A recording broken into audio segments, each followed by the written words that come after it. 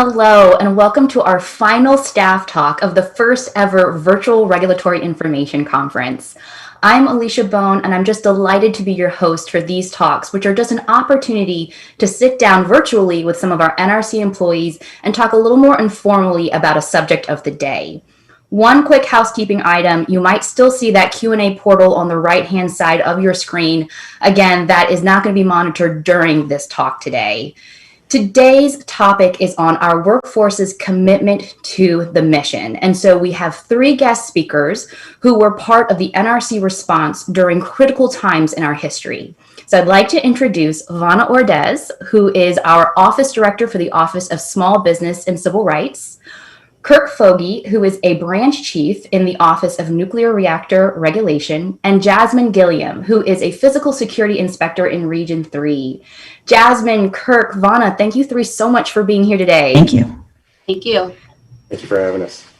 So just jumping right into the topic for today, our workforce's commitment to the mission. This is something that's come up so many times, particularly during this RIC. The chairman, all of the commissioners so beautifully put in their plenaries how dedicated our staff, our management, our employee workforce is to the mission. And it's mutual, right? The agency is always trying to help foster our employees, encourage our employees, build our resources for our employees. One of our transformation focus areas is focusing on our people.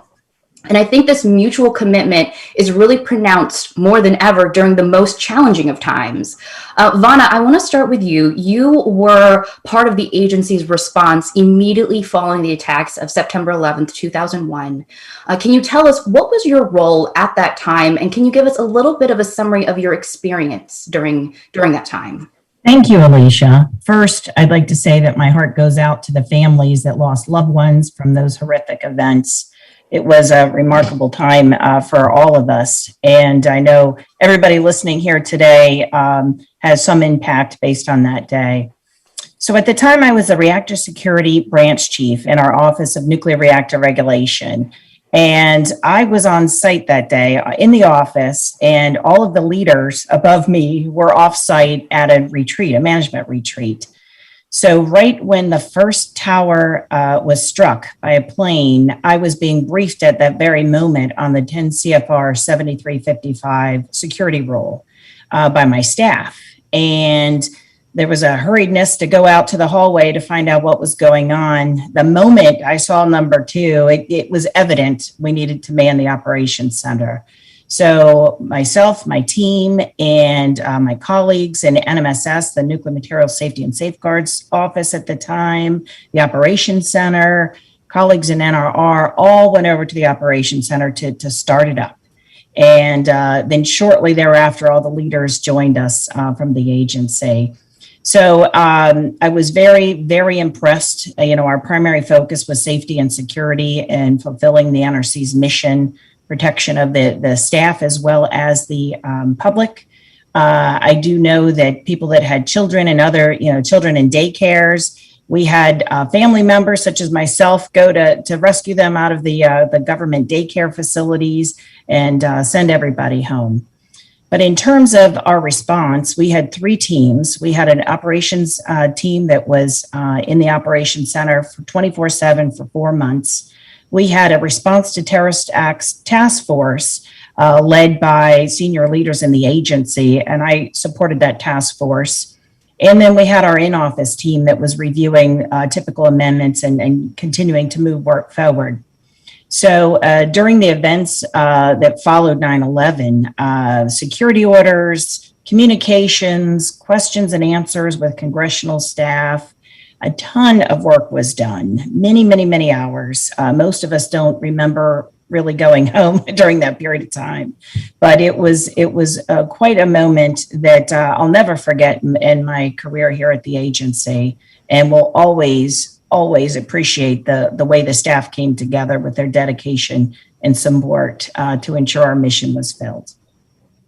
Oh, incredible. Thank you so much for sharing that, Vanna. I think actually we have a few photos. Is that correct? If we can show slide 2 here, Vanna was so kind to share some photos of that time.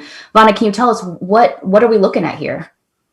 Yes, those are photos from the operations center, and they couldn't show you inside the safeguards team room. That was a secure room that you had to have a special password to get in, but it showed people pouring over tables. We had a reactor safety team, a reactor security team, the executive team, all the various facets that currently exist today in the operations center. This is just folks coming together. Not only did people come together, those that weren't on shift were waiting to take the next shift. This was a time where nobody complained about anything. We had to turn people down because they just were so dedicated, so impressed with, supporting this agency and the mission that food was coming left and right. I mean, it was a really huge family, an NRC family that came together to respond to this event. Oh, Vana, that literally gives me chills. I mean, how incredible. I feel really just privileged to be part of the NRC community, the NRC family, as you put it. I do want to come back to you. I have more questions for you about that time, but I'd like to go over to you now, Kirk. 10 years after Vana's experience, nearly 10 years ago now, you were part of the immediate actions and communications following the accident at Fukushima Daiichi. Can you talk to me a little bit about your role at that time and give a little bit of your experience? Sure. So at the time, I was the International Relations Officer in the Office of International Programs, and the RIC had just ended. So I'm heading into the office the next day, setting up some bilateral meetings because there's some international counterparts who had stayed after to have a conversation after the RIC on the margins. Get into the office, and first thing I'm hit with as soon as I walk into my office is, have you heard anything? Have you seen the news? And I was aware. I didn't know about the earthquake and tsunami. I just wasn't aware of what the effects were to Fukushima Daiichi. So I immediately got on the phone, made some phone calls to my counterparts that were still here, and also to the Japanese embassy downtown, to the scientific office to see if I could get some information. The information I was able to get was really the information that we were receiving over the television and what they were receiving from at home as well. It was real time. It wasn't a whole lot, but I took what I had and took that over to the Ops Center, which had some senior leaders in there that were monitoring the situation, because we were not in monitoring mode because it was not a US plant, but we were watching the situation. I provided the information that I had heard and continued to reach out to my counterparts in the liaison team room, just to get an appreciation for what was going on real time, hopefully to provide any additional information. Time flew by. I look up, it's 24 hours later. I had one of the senior managers come to me and say, Kirk, we appreciate what you've done so far. You've been here for over 24 hours. We've got more people here in the Ops Center now. Go ahead and go home, take a moment, get some rest, come on back. So headed home. And as soon as I got home, I got a phone call.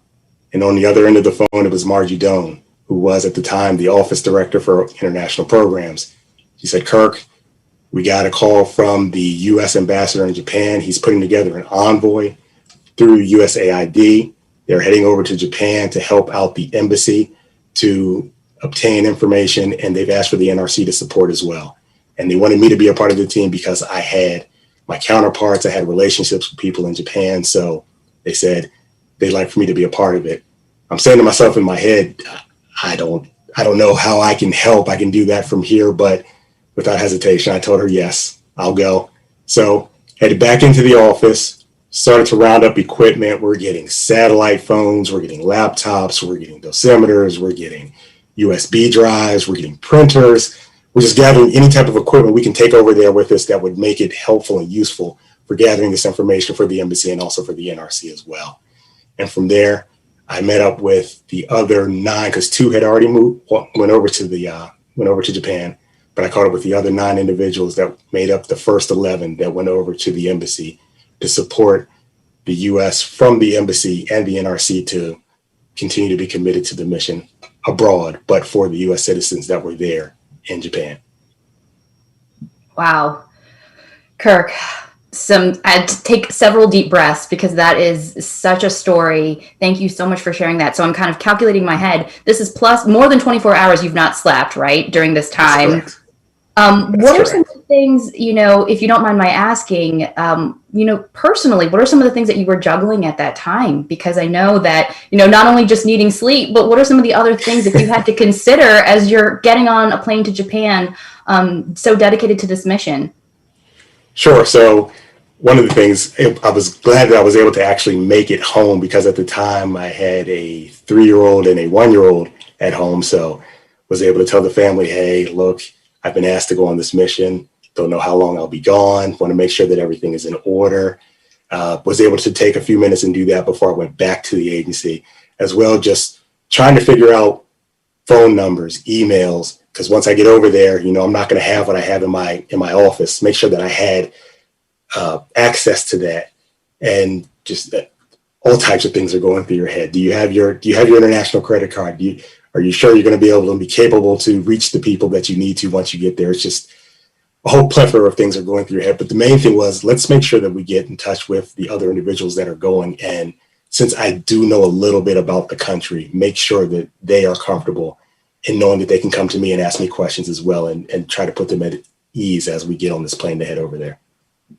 Amazing, Kirk, amazing. And kind of drawing from what Vana was saying before, the idea of the camaraderie, not only within NRC, but our incredible international colleagues, our colleagues in Japan, and just sort of that mutual commitment and relationship building to help meet the mission and really get us all where we want to go. So thank you so much for sharing that. I do want to come back to you. I want to hear more about these relationships that you build. I know they've been so important to you and to the agency moving forward. But let's move over to Jasmine. Again, fast forwarding now another 10 years, Jasmine, we are finding ourselves in yet another really challenging time.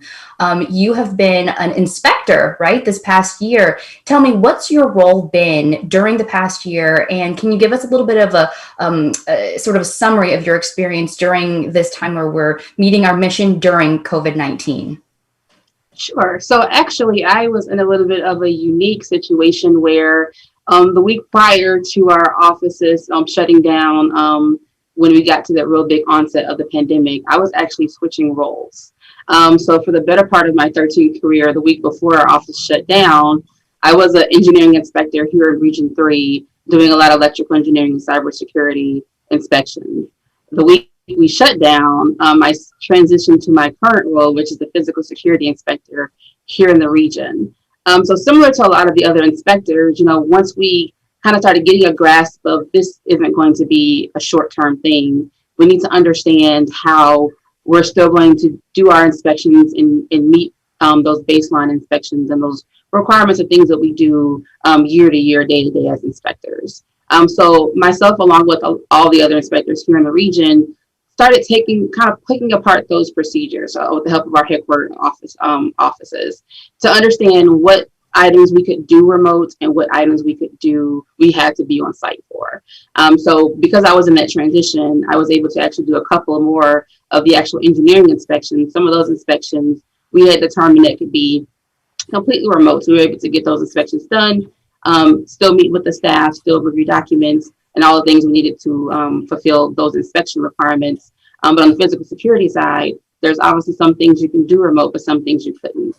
So once COVID kind of died down in some of our areas, the inspectors, including myself, started going out a couple days a week during those inspection times to fulfill some of those requirements that we needed eyes on to be able to complete those inspections. On the flip side, our agency at the time was also going through a change in our incident response program. And so the way those roles were being done, we actually got to utilize one of the highlights or the pros in being able to do the incident response program the way that it is being done currently is you can be anywhere and still respond to an incident if you needed to. So we're actually able to go through and do that during COVID. I think the Region 3 did the first regional exercise at one of our plants here in the region, and we did it completely remote. We were all in different places, and we were able to get that exercise done. A little bit of a personal role adjustment for me. I also titled myself as an assistant teacher because I do have a special needs third grader at home with me And so just his school shut down 4 days, school and childcare shut down 4 days before our offices shut down. So just the logistics and trying to make sure he gets what he needs, but still, completing things for work. There was a little bit of a challenge for a while, but we worked through it. Wow. Excuse me, Jasmine, I'm in awe of all that you have accomplished, of, even literally just being a teacher to your son alone. I have a 3-year-old at home, so I know that it can be particularly challenging juggling everything. So thank you for sharing that. And I can just sense the dedication and pride in your work, that as you describe how you've been able to meet your inspection and really helping fulfill the mission during this time. I think we actually have a picture of Jasmine on slide 4. Can we bring that up?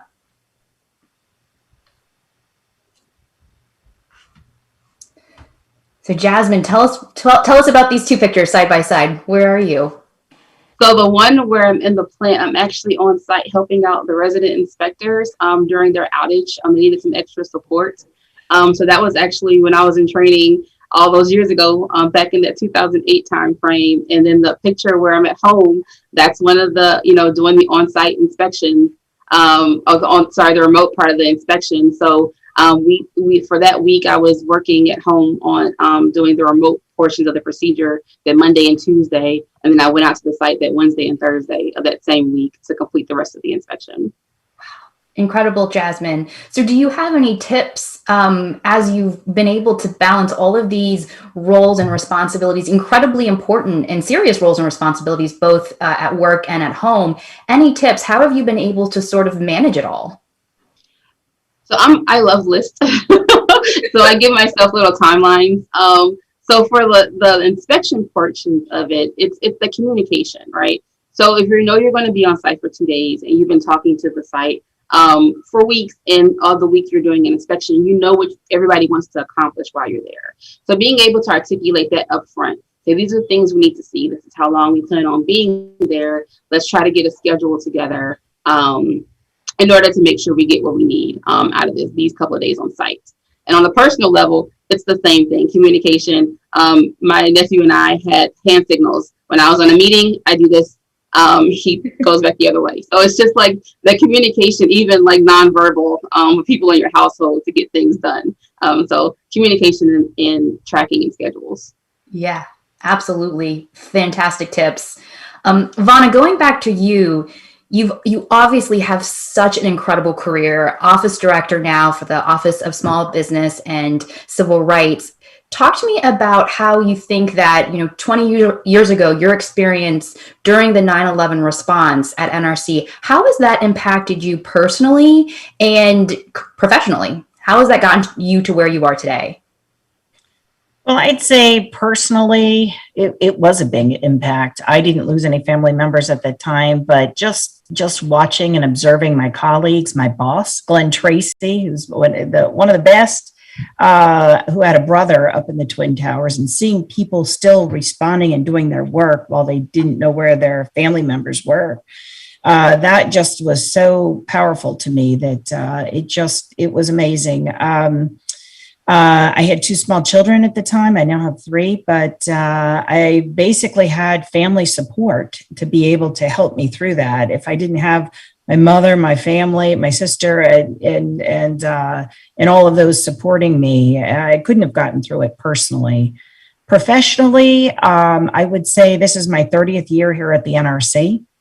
I was so proud to step up as a leader at the time for this event. And at the end of the 4-month response time, when things started to somewhat calm down, orders were in place, we were again focused on our mission from day one on safety and security. But we helped create the Office of Nuclear Security and Incident Response.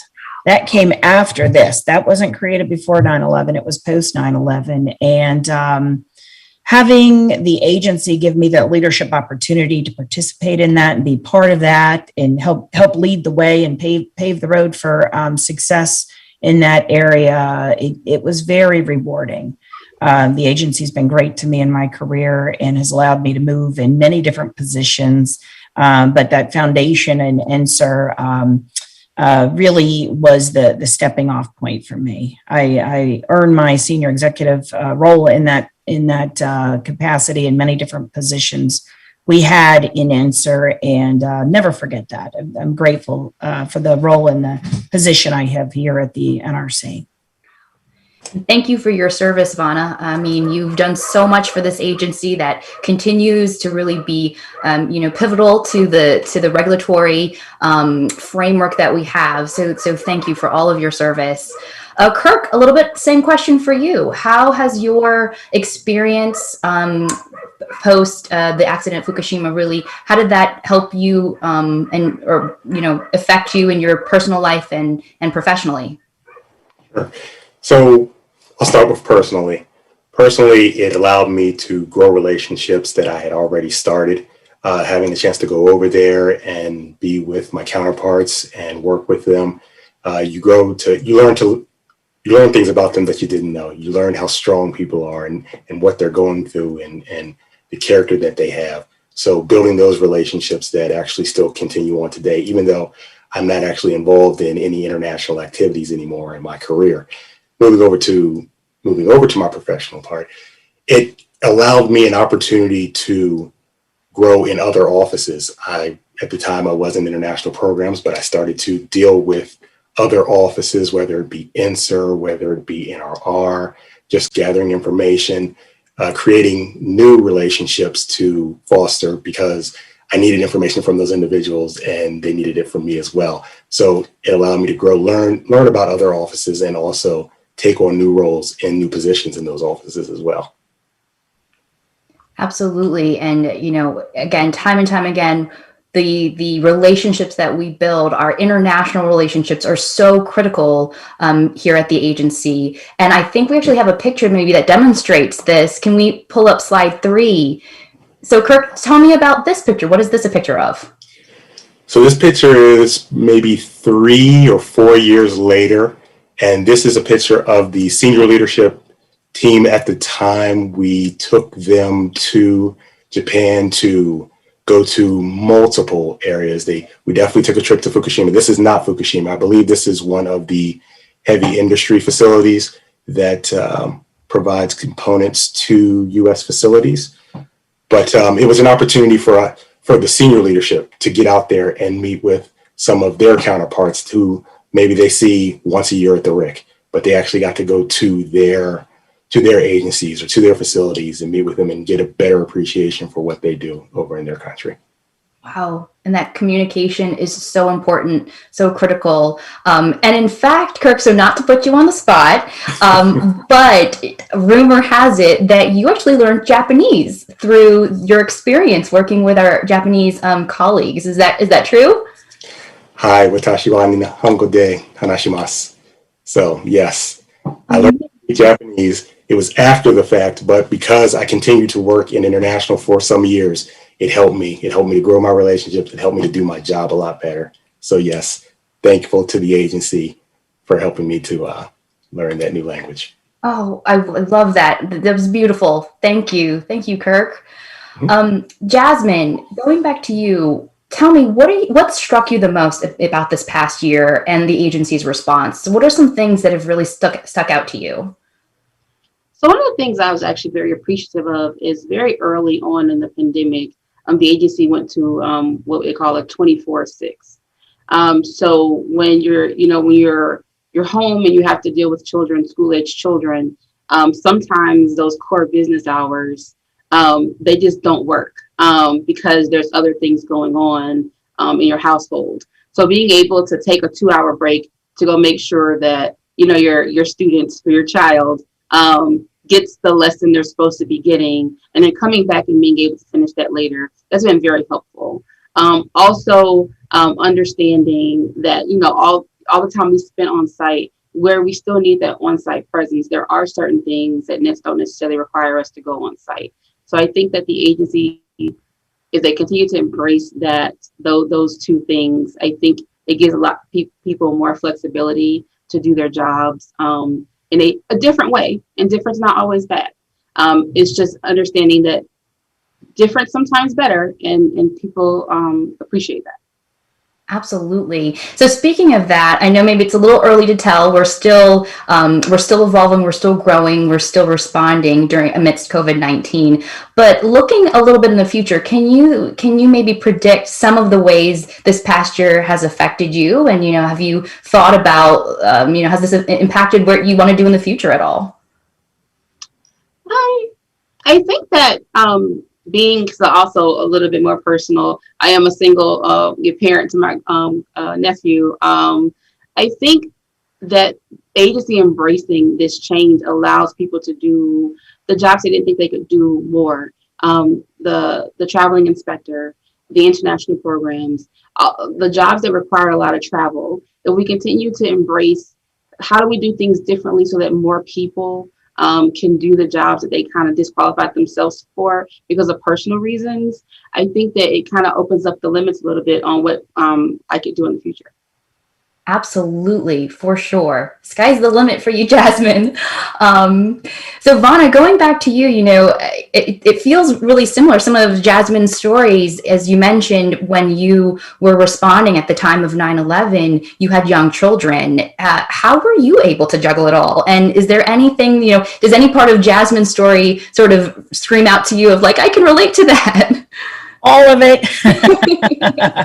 Family support is everything. My husband at the time, my mother was huge, my sister, my neighbors at times. You just have to call on all of your resources when you're working through these things. It wasn't just the 4 months post 9/11, but for years after, when we were creating the office and working through orders and rule makings and all types of things. It was just a continuation for years after 9/11, just because there was so much work on the plate. It was like flying the plane while building it.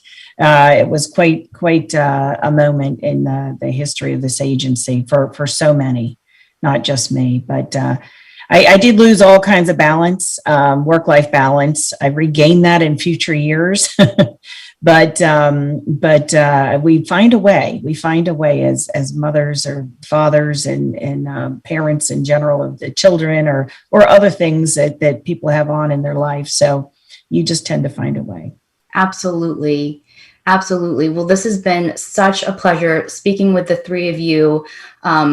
Thank you for sharing your stories. Thank you for sharing the personal aspects of your life. I do want to put in a plug for a couple of sessions tomorrow that will probably, that are really along the same lines here. So we've got two very special plenary sessions, one in the morning that will be on commemorating the anniversary of the Fukushima Daiichi accident. And then in the afternoon, we have another plenary session called See the Change, Be the Change, Energizing the NRC's Workforce. So please do tune into those. I'd like to thank all three of you again for being here today. I'd like to thank our guests from the previous staff talks that we had Monday and Tuesday. And a big shout out and thank you to Caroline Tilton, who is our producer and master organizer behind the scenes for all of this, as well as the entire RIC team for really making this conference possible. I've thoroughly enjoyed it. And thank you all out there for watching and being part of this. It has been an honor and a privilege to be here with you. So thank you again and have a wonderful rest of the conference and evening. Thank you. Thank you. Thank you, Alicia.